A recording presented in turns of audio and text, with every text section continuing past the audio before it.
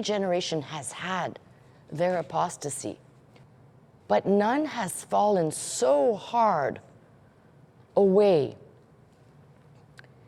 You have a female, I don't know what she is, bishop, or I don't know what she is, but she wears a fish hat.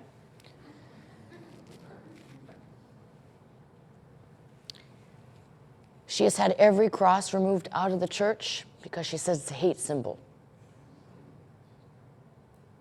and has replaced it with LGBTQ signage. You have churches that refuse to preach the blood of Christ, refuse to talk about sin, refuse to talk about repentance, refuse to tell people that the ultimate price was somebody had to die that you could live.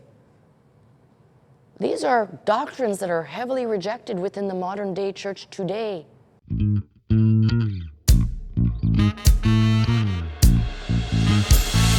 To this house, magnify the Lord, lift up holy hands, our hearts in one accord, worship and bow down before